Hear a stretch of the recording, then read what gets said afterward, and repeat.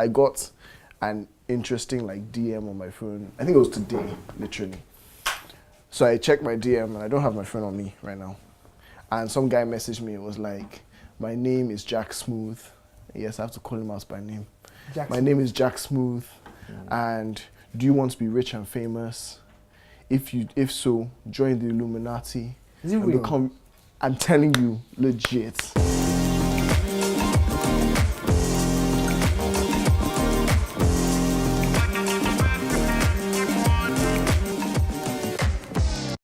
I've worked in two different industries. I've worked in health, medical doctor, then I've worked with media. I worked in MTV Base, and I have seen the quest for money on both on both scales. So Yeah. in medicine, I've seen people sell their kidneys, sell organs just to make money. Wow. Yeah. In with MTV, I've seen people that can't sing to save themselves. I'm that shoot guy. videos. Why? So I think money moves the world. I mean, I remember when in my early days working in a very big organization, money used to just be a simple number to me. I would be talking about transactions in billions of dollars and millions of dollars and so on, and it didn't just felt like a number to me. And then you now mention that same number to someone else outside of that environment, and you can be having a conversation with someone, and the driver in the car can hear what you're talking about, and just he's never heard of and seen things like that. And it's never as though I ever saw that money in front of me. But what that helped me to understand is that, look, money is a very powerful tool, and you can use it in lots of different ways, and it can have an impact on people's lives, and it can do certain things. Growing up, I don't think that, and I won't say that I could afford everything or my parents could afford everything, because I knew very much that they couldn't. But one thing is that I also learned is that, and I realized that there's nothing I really ever lacked, right? Okay. So money may have been there, may not have been there, but I never really felt that, I need to struggle for this thing. So the very first thing is, I think that the way I was taught about money growing up was that money is just a tool, right? It was never something that obviously there are a lot of people that will have more money or less money than you, but I never used to compare anything on the basis of money. Because when you sell out, what do you then do at that point? You have money, and then what, right? You buy. You buy. Buy. I was reading somewhere about a marshmallow test that Stanford University did in the 60s, where they basically put children in a room, and they said, you can have one marshmallow right now, or get a prize in 20 minutes when I come back. And they left the child in the room, and they had the choice of, let me have this now, or wait 20 minutes and see what I get. Yeah. And they would come back into that same room and give the child either 2 marshmallows or some kind of reward, right? And I think the money is in the same, you have to think about money in the same way, because the child that takes the marshmallow because he knows he can have one right now is probably someone that doesn't really understand the benefits of delayed gratification, right? Yeah. So in that test that Stanford did, they found that a lot of these children that they waited for the marshmallow, or waited 20 minutes for the person to come back into the room, were wealthier, they had better health, and so on. So for me, money is the same thing. You're going PhD level, man. Let's see, come. See. So let's go to grassroots. This guy doesn't have. He grew up in a family that money was the main thing. 2 was that he had no training. He's in a community where there's competition. There are hush puppies around. It's real sometimes, in the sense that I grew up in. So yeah, I grew up in a fairly decent home myself. But then I went to KC, a school in KC. Yeah. And in KC, it's a mixed multitude. It's mixed, it's up, level, down, all kinds of people in KC. And even back in secondary school, back then, like I'm old, back then in secondary school, before med school, we knew we could see people's class level, clothes, shoes. We knew who had money. Yeah, and we saw the response of girls back then. So I'm being real, of QC. QC girls, how you doing? we saw the response of QC girls, and those who wore Nike slippers. Then Nike slippers was a big deal, man. Or Timberland boots. Hey, they had some kind of respect. And those who had there was Fubu. Fubu. Yes, I remember me too. I needed my Fubu jacket. Fubu. My denim on denim Fubu jacket. Yeah. So when we are in a system where what you can do with money puts you out there, gives you certain kind of respect, gives you attention, it gives you loyalty. You see, you buy people with money.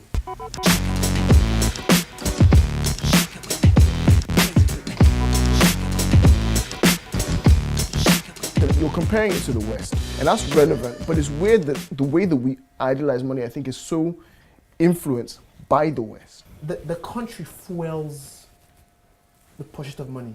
Yeah. How can somebody steal $5 billion or $12 billion? Come on, no. Do you understand? Yeah. You have $500 million in your house. You have 30 billion in your house. That's not uncle. That's not a tool. That's a worship. That makes me think of like. It's real. Floyd Mayweather, that whole thing with the video with him bringing out all that cash and rolling it out. It affects the mentality, what we see and what our eyes are available to. How do you think that pushes the situation that we're in culturally at the moment, Adema? Because I guess what you're referring to is pop culture, right? The popular culture mentality where you have guys who've attained tremendous wealth, rolling around in about 50 or so Bugattis and different things, right? And these are things you don't have in Nigeria, but the media has become this sort of tool that you can extend this value system to people. Now, I think that how that relates to money is that I think that the most important thing before you even start talking about all of this money and whatnot is, what are your values? Where do you get your values from, right? And yes, the media has enabled the values that people are actually getting to come from things that are not even reachable to them, right? And so, yeah, I think that in a way, those kind of things are destroying society, because when you look at, we have to continue, even someone in our age category, because I'm sure the generation before us would say we have to look to the next generation and they'll be looking to us. But we even have to look to the next generation and see how do we give people the right kind of value framework and the value systems that can help them resist the temptation and the urges of the things that they see on TV and they hear on the radio and so on and so forth. Okay, so this is the thing. This is how we get to like misconceptions of money. Yeah. Like the idea of what it is that money, we've empowered money to do that doesn't really actually have that power. Yeah. But sometimes when perception is reality, it has that power. The things that you can do with money still stay the same, and you use money for the right causes, then it's sort of, I think that's a better way to live, and you actually live at more peace. If you're living your whole life just in pursuit of this material thing, which by the way is not going to leave any legacy behind unless you use it the right way, then I don't know if that's a fantastic way to live your life. Do that? I've seen people die because of 1.5. I've seen people lose their life because of 1K5 or 1,000 naira. I'm serious. I remember I've seen stuff. So I've seen that life. I've seen Barack's life. Like I served with them. I've seen people lose their leg and they get only 50K yeah. So when you are soaked in suffering, money is beyond a tool, contentment or that. Money is all you want. The pain here is that some people are massive amount of money but add no value. So you see a man that has 70 billion naira and has no staff, no value, no industry.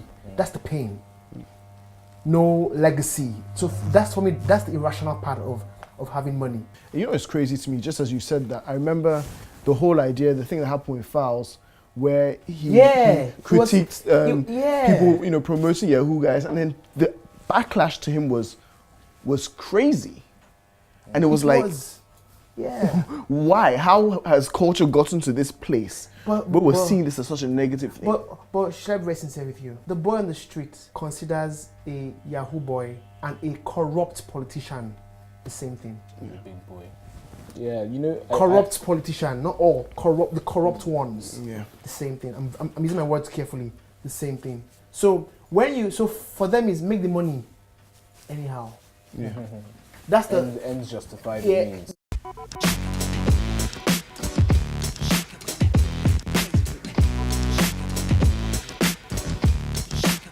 if you can't find a girl that can't stay with you Yeah.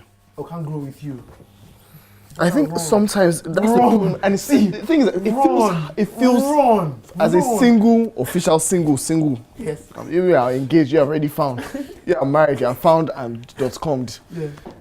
As a single person, it's hard because I feel like in this generation, this age at the moment, especially if you're looking, because socioeconomic position affects people's thinking. If you're finding and you're now meeting girls that their fathers, the money is so complete and they get everything and anything they want. And I feel like these days, people seem to want to marry at their father's really? level. Like they want to continue. They don't want, because they can't imagine looking back. But you don't think about the fact that, 20 years ago when you were really young, your parents were also still growing what they had. Yeah. For me, I'm married. Both of us have learned about money in relationships together.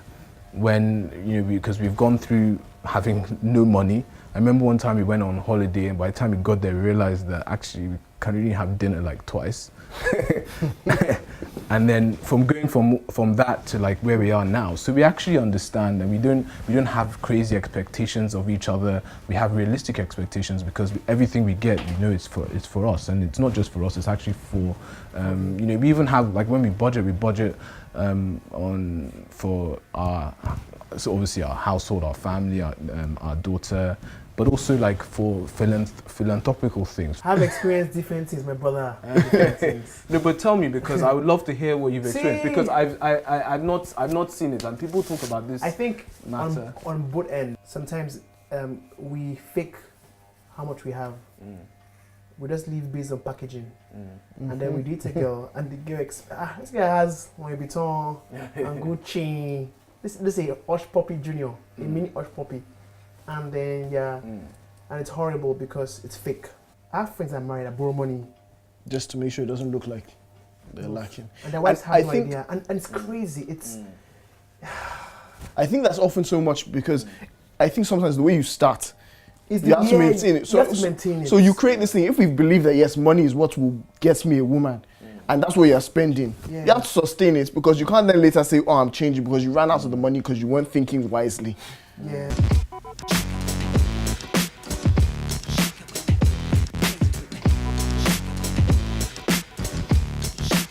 What is good about money? I always ask myself, okay, what is the impact that this is having? If, for example, every single person in a room decided that, okay, let's sit down and let's just say, where do we want Nigeria to be in the next 100 years? And we wrote a vision statement to that effect.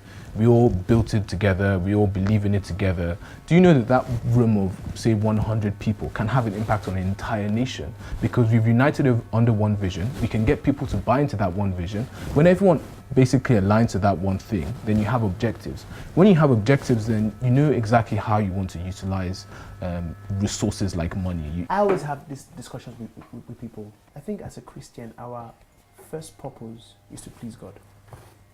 Our first purpose is to please God. We are made for His pleasure.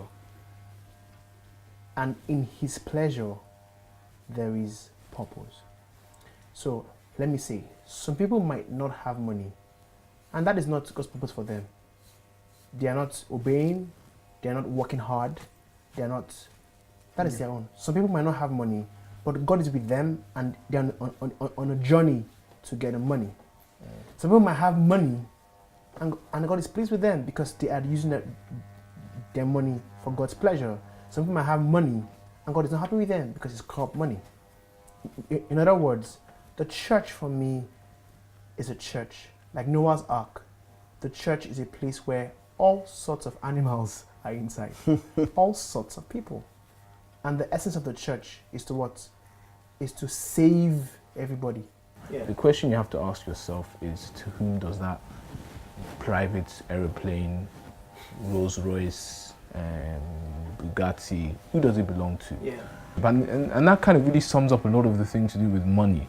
You know, It's a as a tool. Christian, Yeah. as a Christian, it's a tool for God's kingdom. Yeah. And you know, so I like it when I heard that, you know, about this Christian who's donating, because it's about God's kingdom. And at the end of the day, that is really the tool that as Christians that we see how Yeah. to utilize money. And I think another thing, one of the last things that I want to say that came to me when you were talking about the importance of unity and vision.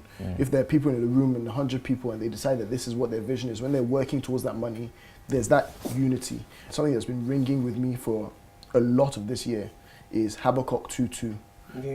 where God told Habakkuk that he should write down the vision, make it plain, and those who see it will run with it.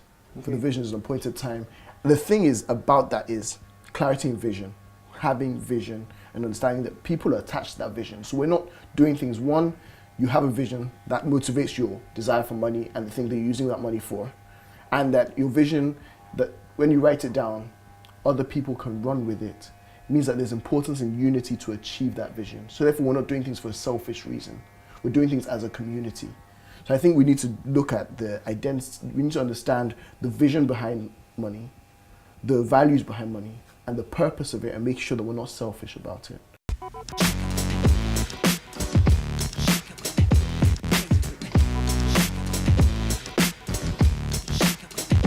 In the UK, for example, I know that when you buy dinner, sometimes the girl offers to To pay. Yeah, I've got this weird, you know, and I think now. But in Nigeria, I want Chapman.